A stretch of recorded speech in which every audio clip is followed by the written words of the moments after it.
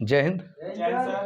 चलिए आज हम बात करते हैं सीएफटी के न्यूमेरिकल्स को कैसे आप सॉल्व करेंगे उनके बारे में। तो यहाँ पे आप देखिएगा ध्यान से, आपको पूरा कॉन्सेप्ट मिलेगा, लेकिन ये है कि उसके लिए आपको जो है पूरा कंसंट्रेशन आपको बनाना पड़ेगा। देखिए बिना कंसंट्रेशन के आप क्वेश्चन को सॉल्व नहीं कर सकते। तो ये आपका एक क्वेश्चन है सीएफटी का।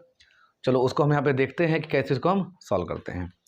देखिए जैसे मान लीजिए क्वेश्चन में लिख दे कि एक्सप्लेन, एक क्वेश्चन आपका explain K4 efficient 6 on the basis of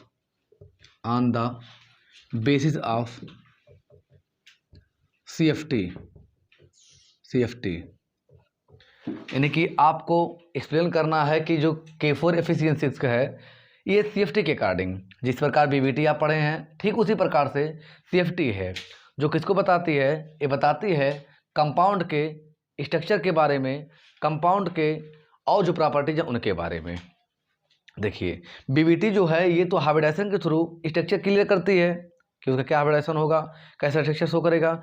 लेकिन कहीं ना कहीं CFT भी इसके बारे में और जानकारी देती है। जैसे जो BBT है वह इसके मैग्नेटिक प्रॉपर्टी को क्लियरली नहीं समझा पाती है। जो BBT है वो कोऑर्डिनेशन कंपाउंड के मैग्नेटिक प्रॉपर्टी को क्लियरली एक्सप्लेन नहीं कर पाती है, लेकिन CFT उसको एक्सप्लेन करती है।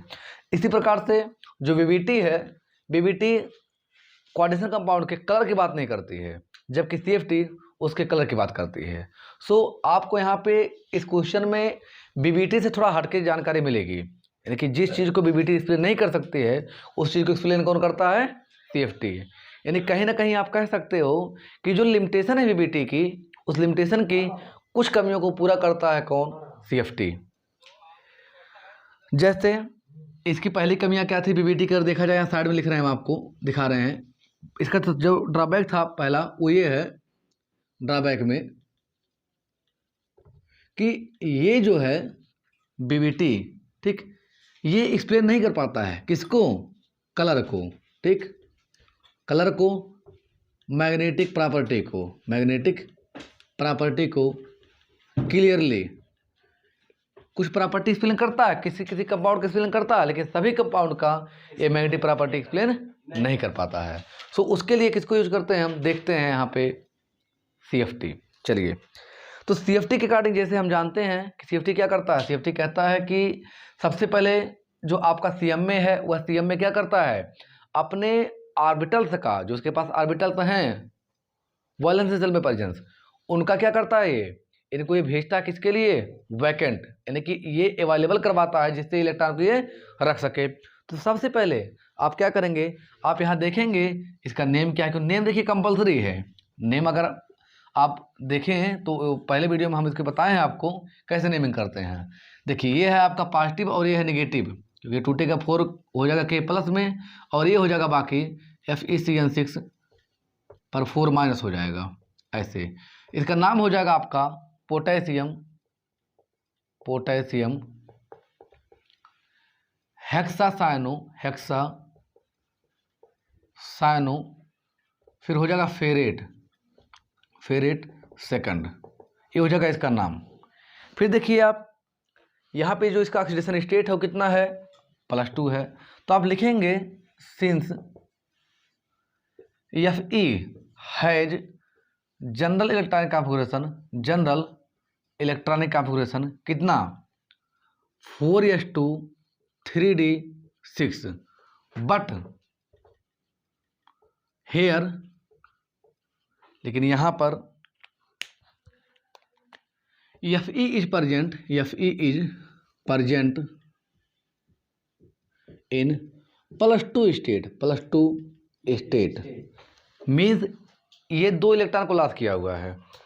दैट मीन्स अब Fe के पास कितने इलेक्ट्रॉन होंगे, तो आप लिख सकते हो Fe has 24 electron, that is, आप लिख सकते हो इसका electronic configuration, that is electronic configuration is क्या हो जाएगा, 3d6।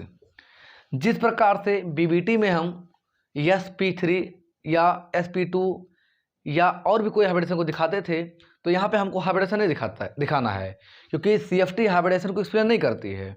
ये वैकेंट जो आपका डी ऑर्बिटल है जो अवेलेबल हो रहा है उसको एक्सप्लेन करती है।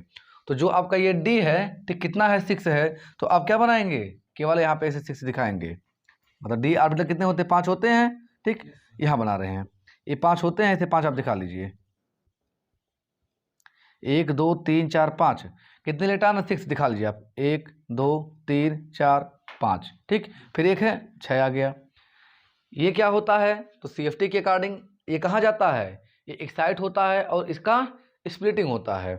तो आप दिखा लीजिए इसका, ये रहा इसका एक्साइटेड स्टेट, ऐसे दिखाएंगे आप 5 है 5 आप बना लीजिए, ये रहा 1 2 3 4 5 6 ठीक। देखिए ये स्टेट आता कब है तो CFT क्या कहती है, CFT के अगर आप पास्टुलेट को देखें तो CFT कहता है कि जब लिगैंड CMA के सराउंडिंग आता है तो इस जो लिगैंड का जो इलेक्ट्रॉन है और जो मेटल का इलेक्ट्रॉन है, जो देखिए ये मेटल का इलेक्ट्रॉन है, तो जैसे यहाँ पे लिगैंड देखिए 6 लिगैंड लिखा है ना, तो ये लिगैंड जब इसके किनारे आता है सराउंडिंग आता है तो इलेक्ट्रॉन और इलेक्ट्रॉन रिपल्सन होता है, जिसमें क्या होता है जिसमें कहाँ चले जाते हैं एक्साइटेड में चले जाते हैं, यानी इनकी एनर्जी बढ़ जाती है। तो इसे आप कह सकते हो एक्साइटेड स्टेट या हायर एनर्जी स्टेट, क्या लिख सकते हो हायर एनर्जी स्टेट ठीक, ऐसा होता है।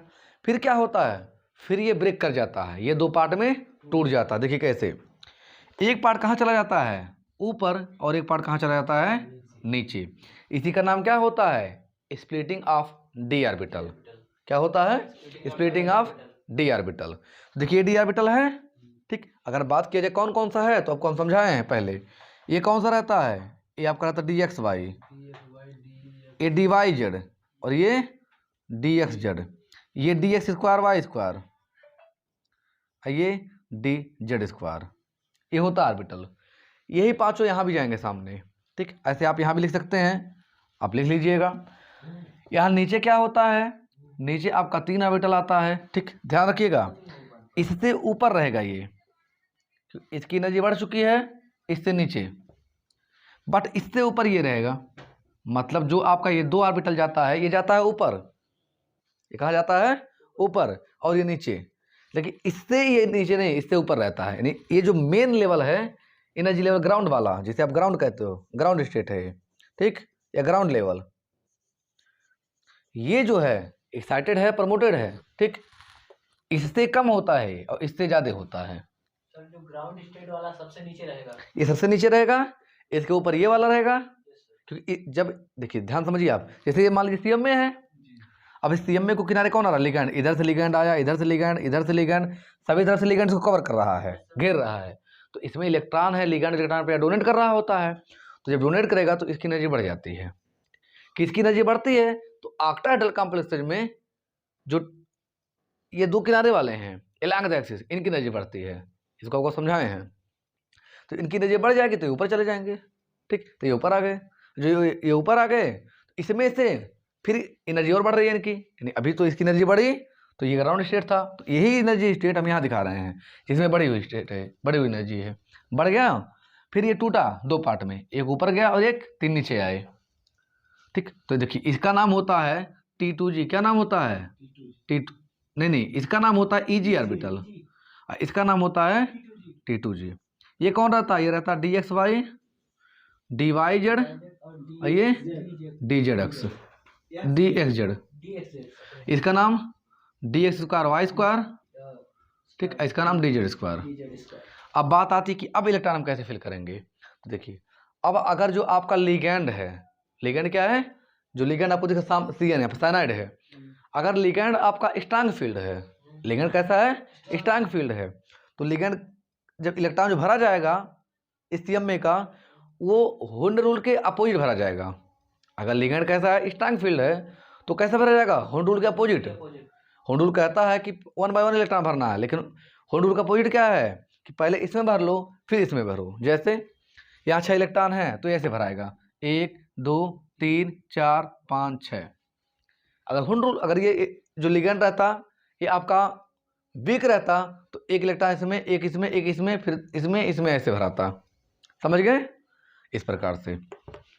तो देखिए यहाँ अब ये जो CN है कि स्ट्रांग लिगैंड है साइनाइड ठीक, जब स्ट्रांग लिगैंड है तो ये हुंड रूल के अपोजिट मतलब पहले इलेक्ट्रॉन एक इसमें जाएगा, 1 2 3, फिर चौथा यहाँ, पांचवा यहाँ, छठा यहाँ। समझ में आ गया? चलिए अब देखिए, अब हमारा ये स्ट्रक्चर बन चुका है। ये क्या है? ये आपका एनर्जी लेवल डायग्राम है या स्प्लिटिंग डायग्राम है। आप लिख सकते हैं CF, ठीक, यस, क्रिस्टल फील्ड स्प्लिटिंग, ठीक है, किसका? ऑफ K4Fe6, K4Fe6, इसका फिगर हो जाएगा। हमारा डायग्राम बन चुका है। अब हमको इसके बेसिस पे ये देखना है कि यह कैसा है, किस नेचर का है। तो आप देखेंगे कि इसके पास, यहाँ नहीं देखना आपको, अब यहाँ देखना है, ठीक है। जिस प्रकार बीबीटी में आप देख रहे थे कि हाइब्रिडाइड ऑर्बिटल के पास क्या अनपेयर्ड इलेक्ट्रॉन है कि नहीं है, वैसे यहाँ देखना है कि यहाँ पे इसके पास क्या अनपेयर्ड इलेक्ट्रॉन है। अगर यहाँ पे अनपेयर्ड इलेक्ट्रॉन होता, ठीक है, तो कैसा होता? तो होता पैरामैग्नेटिक। कैसा होता? पैरामैग्नेटिक। लेकिन यहाँ पे अनपेयर्ड नहीं है। देखिए, 2 यहाँ 2 यहाँ 2 यहाँ, तो कैसा होगा? ये हो जाएगा डायमैग्नेटिक। तो आप क्या लिखेंगे? आप लिखेंगे हेयर, यहाँ लिख रहे हैं, ठीक, हेयर नॉट हैव एनी, ठीक, एनी अनपेयर्ड इलेक्ट्रॉन, ठीक। 10 इट इज, क्या होगा? It is diamagnetic. कैसा होगा? डायमैग्नेटिक। और फिर देखिए, इसके पास अनपेयर्ड इलेक्ट्रॉन नहीं है, तो ये कलर भी शो नहीं करेगा, और साथ में क्या रहेगा? ये कलरलेस रहेगा। कैसा रहेगा? कलरलेस रहेगा। समझ में आ गया? अब अगर इनका एनर्जी आप दिखाएंगे तो देखिए, ये रहता है इसका CFS एनर्जी गैप, ये पूरा रहता है जिसे कहते हैं CFSE, crystal field splitting energy. ये बीच में होता है बैरी सेंटर। क्या होता है? बैरी सेंटर। ये क्या कहते हैं? इसको बैरी सेंटर बोलते हैं, बैरी सेंटर, ठीक। नीचे वाला जो इतना एनर्जी होता है, ये होता है -0.4 डेल्टा O, बराबर होता है -4 DQ, ठीक। और ये ऊपर वाला होता है कितना? +0.6 डेल्टा O बराबर +6 DQ। ये है इसका कंप्लीट डायग्राम। समझ गए? मतलब CFT के बेसिस पे आप क्या दिखाएंगे? इसका ऐसे डायग्राम दिखाएंगे, और आप ये दिखाएंगे कि इलेक्ट्रॉन कैसे कैसे कहाँ मूव कर रहा है। इसमें सबसे पहले आप क्या देखेंगे? सबसे पहले आप उसका केवल डी ऑर्बिटल बनाना। आपको बीबीटी में आप S P D तीनों बनाते थे, क्योंकि आपको हाइब्रिडेशन दिखाना था। लेकिन ये हाइब्रिडेशन को एक्सप्लेन नहीं करता है, ये केवल एक्सप्लेन करता है किसके बारे में? उसके कलर के बारे में, ठीक, उसका मैग्नेटिक बिहेवियर के बारे में। तो इसमें आपको देखना है कि केवल डी ऑर्बिटल में कितने इलेक्ट्रॉन है। तो देखिए, डी कितना है? 6 है ना, तो 6 हो गए। अगर ये और इलेक्ट्रॉन लॉस करता तो वहाँ वही इलेक्ट्रॉन लिखा रहता। जैसे पहले 4s2 3d6 था, अभी इसने 2 लॉस कर दिया है, तो कितना बचा? केवल 6 आपने दिखा दिया, ठीक, 6 हो गया। फिर इसी का आप हायर एनर्जी दिखाएंगे। ये लोअर था, ये हायर था। ये कब आया? जब इसने इलेक्ट्रॉन क्या किया? इलेक्ट्रॉन के पास था, लेकिन जब इलेक्ट्रॉन मेटल को इलेक्ट्रॉन किसने? लिगैंड ने डोनेट किया। मतलब लिगैंड इसके सराउंडिंग इलेक्ट्रॉन दे रहा होता है। हालांकि बीबीटी में ये कहा गया कि बॉन्ड बनता है, लेकिन CFT में ये नहीं है। CFT में कहा गया कि इलेक्ट्रॉन जो होता है CMA का, उसको जो आपका लिगैंड है वो सराउंड करता है। That means CMA is surrounded by ligand. ये घिरा रहता है, ना कि एक्चुअली बॉन्ड बनाता है, ठीक। जब घिरा रहता है तो इलेक्ट्रॉन रिपल्सन होता है, एनर्जी बढ़ती है, तो हाई एनर्जी हो गया, और एनर्जी बढ़ती है, ये 2 पार्ट में टूट जाता है, जिसे कहते हैं डी स्प्लिटिंग। और इस प्रकार से स्ट्रक्चर बनता है। और उसके बाद देखते हैं कि अनपेयर्ड इलेक्ट्रॉन है कि नहीं है। अगर अनपेयर्ड है तो पैरामैग्नेटिक, अगर अनपेयर्ड नहीं है तो डायमैग्नेटिक। बात करते हैं यहाँ पे कैसे हम देखेंगे इलेक्ट्रॉन का फीलिंग। तो अगर लिगैंड आपका स्ट्रांग फील्ड है, लिगैंड कैसा है? स्ट्रांग फील्ड है, तो यहाँ पे आपका हमेशा पेयरिंग भराएगा। मतलब क्या होगा कि पहले इलेक्ट्रॉन ऐसे में भरा जाएगा पूरा, ठीक। और अगर आपका इलेक्ट्रॉन जो लिगैंड हो वीक फील्ड है, तो एक इलेक्ट्रॉन इसमें, फिर दूसरा, तीसरा, चौथा, पांचवा, फिर 6, 7, 8, फिर 9, 10 ऐसे होगा। अगर स्ट्रांग है तो नहीं, 1, 2, 3, 4, 5, 6। समझ में आ गया? इस प्रकार अगर सर वीक रहेगा तो दोनों में भराएगा। हाँ, वीक रहेगा तो पहले 1 बाय 1 भराता चला जाएगा। पहले एक इसमें भराएगा, फिर दूसरा, फिर तीसरा, फिर चौथा, फिर 5वां, फिर 6वां, 7वां, 8वां, फिर 9वां, 10वां, जब वीक रहेगा। जब वीक रहेगा। जब स्ट्रांग फील्ड लिगेंड रहेगा तो पहले इसमें भरा जाएगा पूरा, तब अगर बचेगा तो ऊपर जाएगा। अगर वीक रहेगा तो सब में भरा आएगा। हाँ ठीक, समझ में आ गया। सर तो बचा 6 इलेक्ट्रॉन था इसके पास, तो 1 2 3 4 5 6, समझ में आ गया। चलिए